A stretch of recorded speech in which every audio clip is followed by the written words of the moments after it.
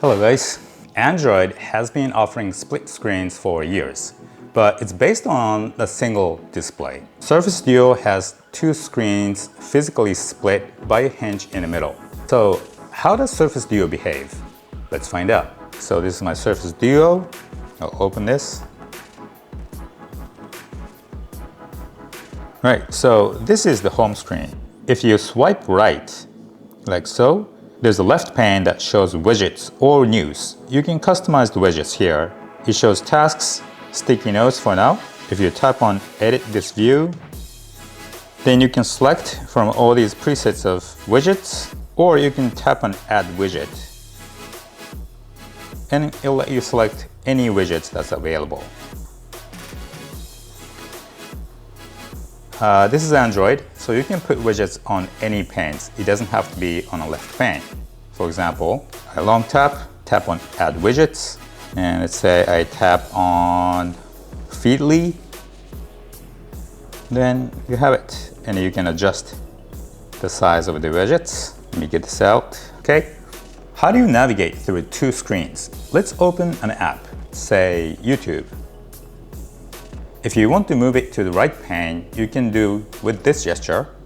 You can swipe up, you move it to the right side, you let go of your finger, and bam.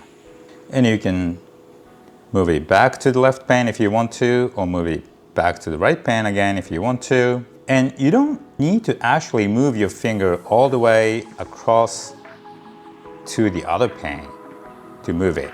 Let me show you. You can just flick it and it'll move. You can just flick it and it moves. See, my finger is not going over to the other side. All I have to do is just flick it.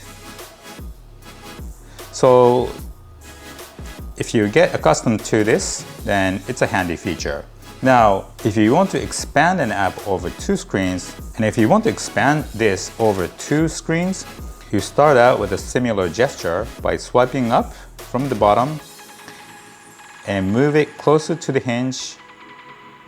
Then you see this white highlight on two screens, and this is when you can let go of your finger. And when you let go of your finger, it spreads over to two screens. Now, after we expand the app over two screens, what happens if you tap on History button and select the same app you just closed? For example, I tap on the History button and you see the history of the apps. Let's tap on YouTube. When you tap on the app you want to reopen, it shows on the right pane. It does not reopen the app on left screen, or it does not reopen the app over two screens. So let me show you again. Now you see the YouTube over two screens. Tap on History and tap on YouTube, and it shows up on the right pane, but it does not automatically get you back to having YouTube over two screens as it was before. Let me open YouTube app again. Now, what happens if you tap on the History button on the left screen and tap on the app that you want to open again, for example, Settings this time, then the app opens on left screen. Okay, let me close this. What happens if I tap on the History button on the right screen and tap on the app you just want to reopen? The app reopens on the right screen. So that's logical. And also, if you happen to tap on the History button and you see the app that you want to reopen, if you swipe it to the other side, then the app will open on the other screen. And you can do so from the left screen to the right screen, so you have a choice. The next thing I want to show you is the app management function named Groups. Let me show you how it works. Long tap on Chrome. You'll find this window and it'll show groups on the top. I tap here and then you're welcomed with a list of all the apps that you can choose to make a pair. So for example, I'm going to open a clock. Just tap on it and then tap on Done, and it'll show you a pop-up window like this just to have you confirm, and it looks okay, so I tap on OK. Then you see here it created new app group. If you tap on this, it opened Amazon website on the left hand side, which is by Chrome, and it opened Clock app on the right side screen. So that's how it works. All right, let me close this out. And you can also, if you long tap on the groups, then you can rename by tapping Edit, Group 1, for example. Hit OK, and then you see the name of the group icon changed to Group 1. You can name it to any name you want. For example, I already have one of the group icon here. I created YouTube and Chrome group. So if I tap on this, it opens up YouTube on the left-hand side and Chrome on the right-hand side. If you know two apps that you use often, then you can make groups, and instead of having to tap on YouTube and Chrome, you can just instead tap on one and it'll open two apps. So that's that. Now, this function is not unique to Surface Duo. The same function has been offered for years on Galaxy devices. It's nice to see Microsoft also offered function that take advantage of having two screens. Now, talking about two screens, this is how Kindle looks. Let's open an app. Let me just tap on a magazine. Now, it opens by default on either one of the screens. And if you want to look at it over two screens, all you have to do is do the same gesture. You swipe from the bottom and you let it go, and then bam. Now it's shown over two screens. And if you flick your finger, this is how it looks. Let me get out of here. How about Chrome? Let's open Chrome. Let me spread over two screens and it works fine. How about YouTube? Let's open YouTube app. Now I had one of my videos opened. Let me spread it over two screens and bam, this is what it shows. Now the aspect ratio is a little bit awkward here. You can see the top part of the video is sort of hidden by the status bar. And also it shows this rather large logo of upcoming video. Only way I can get rid of is just by tapping on this square, like so. And now there's a play button in the middle you don't see, but you can still activate it. I mean, of course, there's no sensor in the hinge. It's just registering my finger on the very edge of either of the screen. So this is what you see if you play video on the Surface Duo. There is a hinge in the middle, so you cannot see behind the hinge here. That's just how Microsoft designed it. Let me tap on other video. This is what you see. And if I turn the device like so, you can see the video like this. In this way, there's nothing in the middle that hinders the view. So this is how YouTube looks on this device. Okay, so here's something I haven't seen any reviewers show as of today. What if you install a launcher? How will third-party launchers behave on the device having two screens physically split by the hinge in the middle? Let's find out. I installed Nova Launcher, which is one of the very, very popular launcher in Android, and also iOS Launcher, and another popular launcher for Android. All right, I tap on Nova Launcher. I'm just going to quickly set this up, and this is what it shows.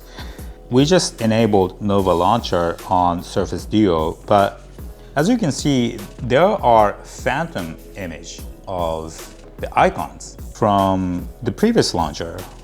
You know, I have all these game icons, YouTube icons, the groups icon that we just made here, group 1. I tap on it, it doesn't respond. I tap on game icons, doesn't respond. You see the icons, but if you tap on them, they don't respond. I long tap, change wallpaper, pick this, set wallpaper, and here the wallpaper is changed, but you still see the phantom image of the icons. And you tap on them, and of course they don't respond. Okay, now iOS launcher. We have this iOS launcher icons, but you still have the phantom image of the icons from the default Microsoft launcher. And of course, they don't respond. And if you tap on the app icon that's shown by iOS launcher, let's tap on calculator here, and it opens fine. If you want to move the app from one screen to the other screen, and I can even use it over two screens, but I cannot get rid of these phantom icons from the previous launcher, and this is not very practical. So this is what happens, and the only way to get rid of this is just completely uninstall the launcher apps. Uninstall iOS launcher. We're back to normal, except the wallpaper, but you don't get the phantom images whatsoever. So you see, Microsoft must have tweaked the OS to the extent that the third-party launchers do not work on Surface Duo properly. I mean, having two screens physically split by a hinge in the middle is not something common, and this is to be expected. I'm not bashing Surface Duo here, I'm just putting it out there in case there are people wondering about how third-party launchers work on Surface Duo. After all, what makes Android Android is the customizability. Okay, next thing I want to show you is how you can use S Pen and how S Pen behaves on Surface Duo. This device comes pre-installed with the note-taking app by Microsoft. It's the app here. I just launched it. You know, I have all these notes. Just tap it open, page. When you get your pen close to the screen, it'll recognize that the pen is near the screen. It automatically converts to the pen writing mode. And here they have presets of pens, and you can select the color, the thickness of the pen. You can assign a different color to each pen. For example, you can set this to a standard black color. You can set this second pen to something like red with a little bit thicker. And you have a highlighter here, and you can select from all these different colors for your highlighter as well. And you have the eraser. The good thing about the Surface Pen is, just like it does on Surface Pro notebooks, you can write, and you don't have to tap on the eraser icon if you have this Surface Pen. All you have to do is just flip it, and you can use back end as an eraser. So that's a nice touch.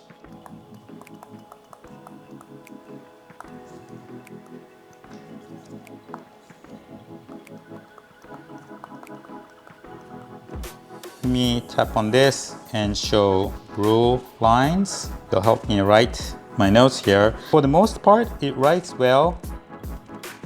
It registers very close to the edge of the screen as well. Here too, on the bottom.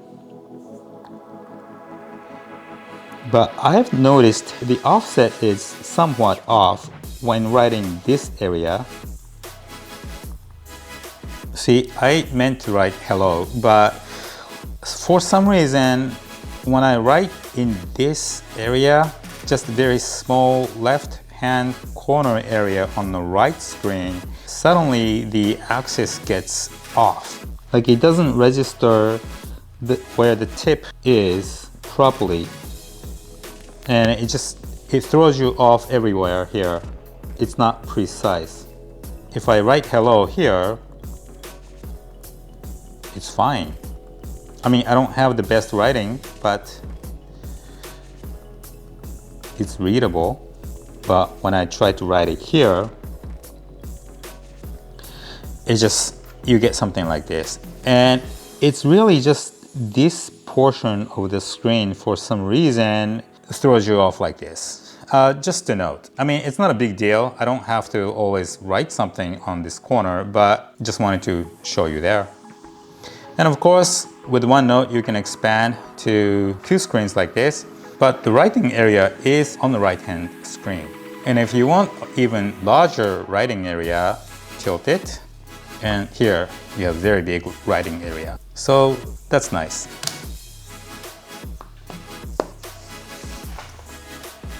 Now, let's check how its camera stacks up. It's got an 11 megapixel module with digital stabilizer. There's no telephoto or ultra-wide lens here. Microsoft admitted the camera is not the selling point of this device. Let's check some photos and videos now.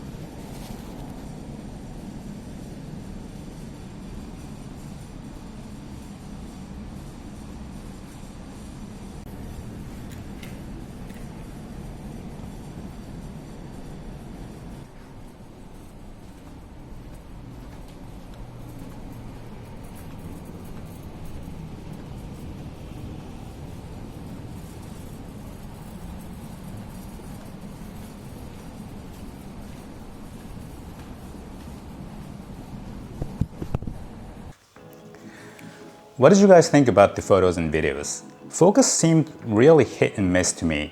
When it's under good lighting and right at the center, it works alright. But other times, But again, Microsoft says they decided to focus on other factors more. So there's that. Now let's check how games run on this device. People who want to buy this device may be a working professional, but who says they won't enjoy playing games? There might be a crazy headache gadget freak like me, right? Here we go. Okay, so I have 4 games installed here. Let's start with Odyssey. Now I have the volume set all the way to max.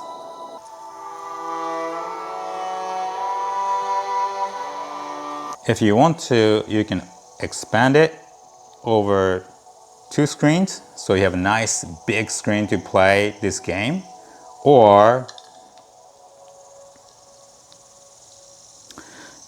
you can tilt sideways and you can play it like this,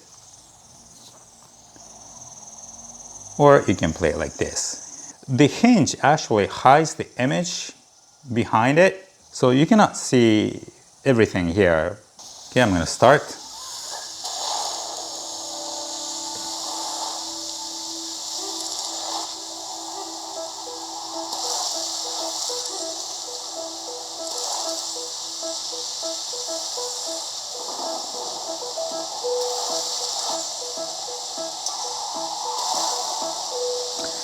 So having a big screen definitely makes it enjoyable.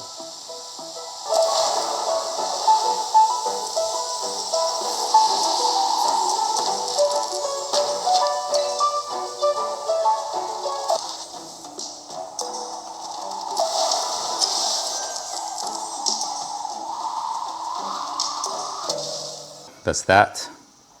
Now, if you want to play a game while you watch YouTube, you can do that too. For example, you go to my videos and play Surface Duo unboxing video.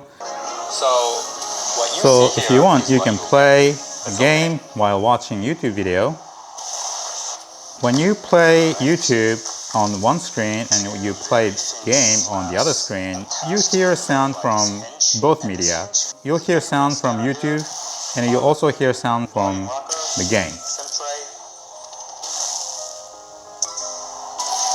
There's no logo or anything like that on the back side, and this is the bottom charging So port. that's that. Nothing else, and this is the hinge. Alright, now let's check smash hit. Alright, so when you tap on smash hit, the game does not start. Instead, it just gives you this black bar on the top and on the bottom. Nothing happens, and I can't even see the icons anymore because it's blacked out. Okay, so I guess it was just blacked out and you couldn't see, but the home button worked. I just kept blind tapping here and it gave me back my home screen. So that's that. And if you want to play smash hit, you have to tilt your device like so, and you tap on smash hit, then it starts. So it's weird, but that's how it is at this moment. So for smash hit to properly open, you have to first tilt it sideways, and then you tap on the icon and it opens fine. And if you want to play this over 2 screens, you have to tilt it back like so, and you do the swipe action over to the hinge, you let go of your finger, and bam, it's cumbersome, but that's how it behaves. And I just wanted to show people this is what you might encounter. Let me tap on start. Let me play this and see how the game looks.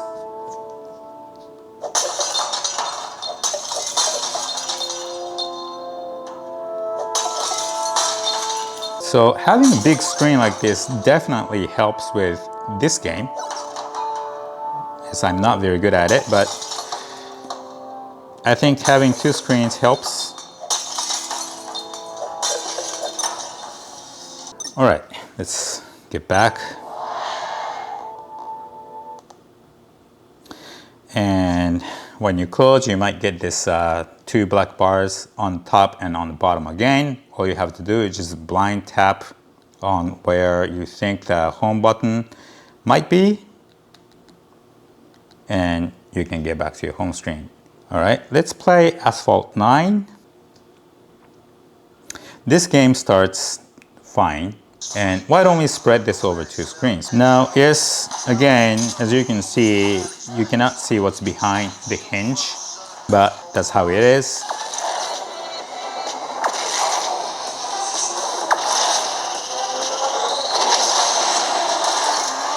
All right.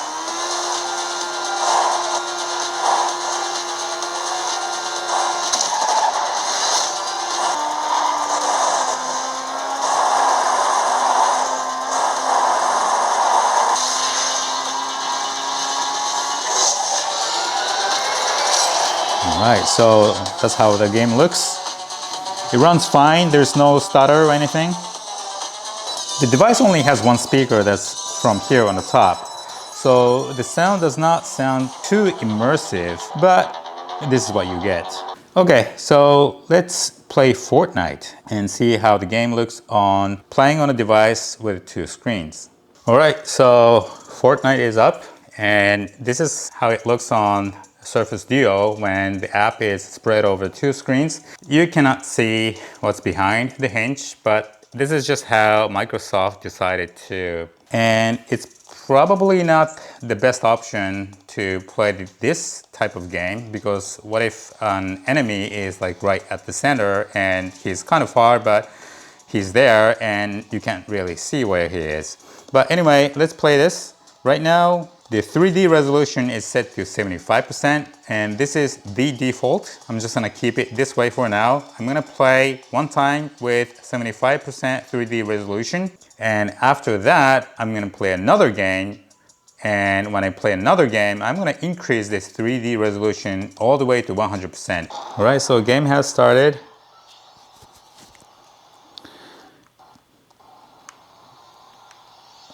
Now I cannot see the frame rate here because of the black status bar is always shown and it's blocking the numbers. Anyway, let's jump off here.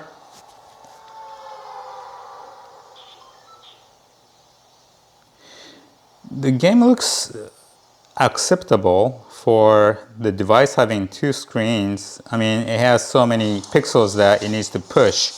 Considering that, it looks okay so far, but let's see how the game actually runs when I land on the ground.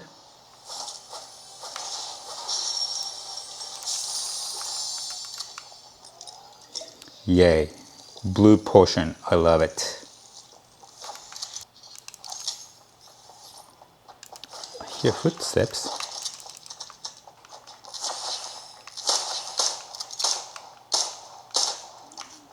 Where are they shooting me from? Oh, here. Yeah, so having this hinge right in the middle is not very ideal. I mean, the guy was like right there.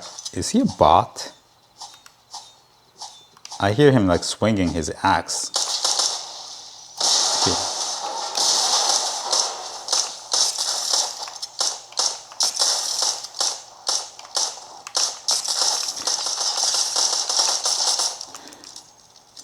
Okay, hey, I got him.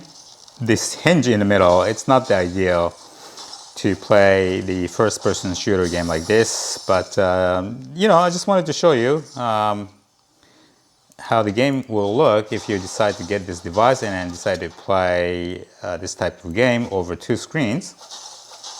Now, you don't have to play this game over two screens. You can always just open the game in one of the either screen and play the game, so that you don't get this the hinge in the middle, and there will be nothing to obstruct your view. But because this is a review and this device has two screens split by the physical hinge in the middle, and just wanted to show you, you know, what the experience would be like. Let's get going. Low fuel, okay. Oh, wheel lock. Jump in this truck and keep on going. Now again, right now the game is set to 75% 3D resolution.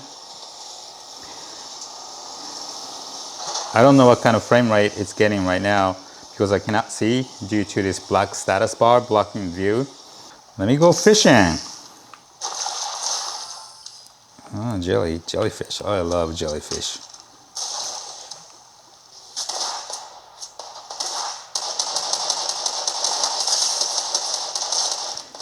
You know, actually, having this hinge in the middle, I mean, it's of course it's not an ideal situation, but you know, I'm actually feeling this could be a help for someone like me who doesn't have a good aim. Because all you have to do is just try to get an enemy at the center of the screen and just keep shooting at the center, like center hinge. Okay, where do you go?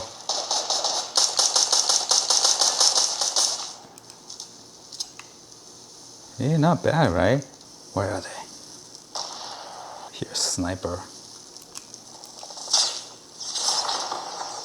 Okay. Check how far I have to go. See how far I can get with the hinge in the middle. I'm actually going to use this hinge to my advantage. I mean, at least I'll try. Oh, there he is.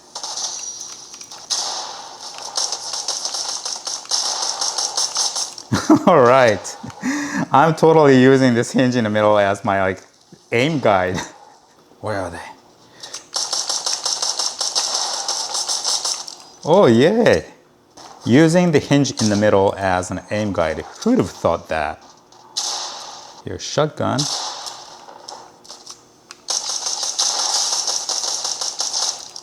Hey, not bad. I might actually start playing this game on Surface Duo more. Now I have this aim guide.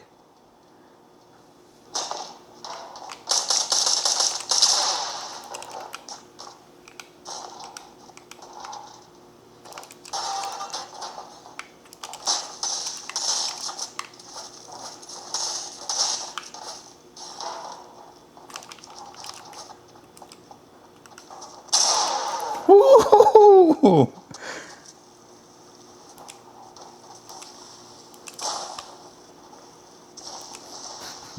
Someone help!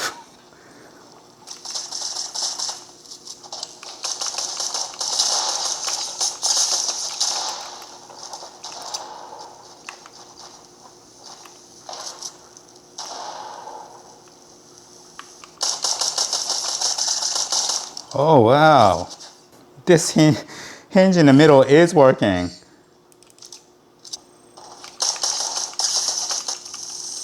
Oh yes.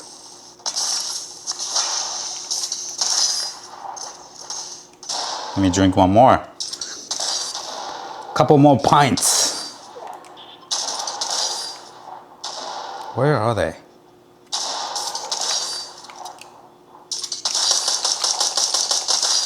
Oh yes!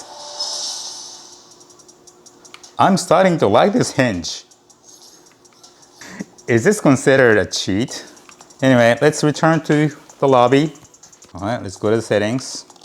Go to 3D resolution, all the way to 100%. Apply. The 3D resolution is set to 100%. And play. How is it looking? Now the 3D resolution is set to 100%, and when I jump off, that's when you typically see a large drop in frame rates in a game like this. I'm going to the Stark industry, try to get myself some nice weapons. If I don't get killed, of course. Now this area has a lot of polygons and pixels it needs to push, so we might see some pretty large frame rate drop here. We'll see.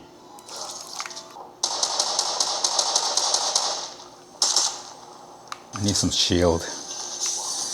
Ah, no shield. Let me take this wall off so when I get in, I can just drive out of here. I need some shield. Oh, there it is. Somebody shooting from behind? Okay.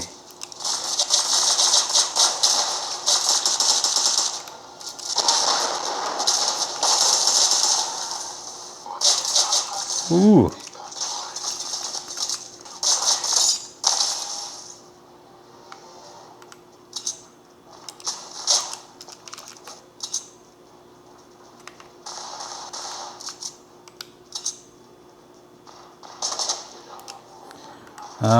This is a tough match.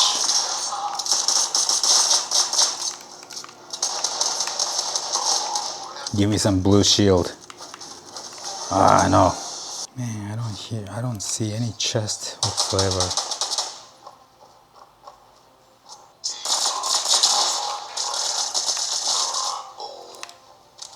I want some shield. Come on, give me some. Where are they? Where are they shooting from? Who is that? Is that Iron Man? Oh no!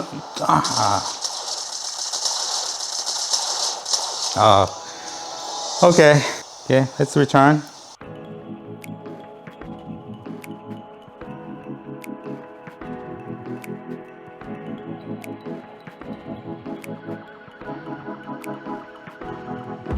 Okay, so games generally run smoothly. For those folks who like casual gaming during their lunch breaks, this is a go. The photos and videos, you see how they look. To some people, the camera on Surface Duo may just be good enough. For me, I wanted something a little more, and I'll keep my hope for the next iteration of Surface Duo. And now about the two-screen optimization, you might have guessed it, but it feels half-baked. Some apps are simply not even displayed properly when it's spread over two screens or when you tilt the phone sideways. But I would like to point out that Microsoft is trying to do something they're not accustomed to. You see, they develop Windows, Surface products which run on Windows. They have full control over how Windows behave on the hardware they develop. But here on Surface Duo, they develop hardware which runs on Android, which is developed by Google, not by Microsoft. So despite feeling it's still half-baked, I cannot help feeling this attractiveness. The attractiveness comes from this yet-to-be-seen full potential. I would love to see the full potential bloom in the near future. Alright, so that was my 2 cents on Microsoft Surface Duo. I have more reviews coming on other products, so hope you come back and check my videos out. See you.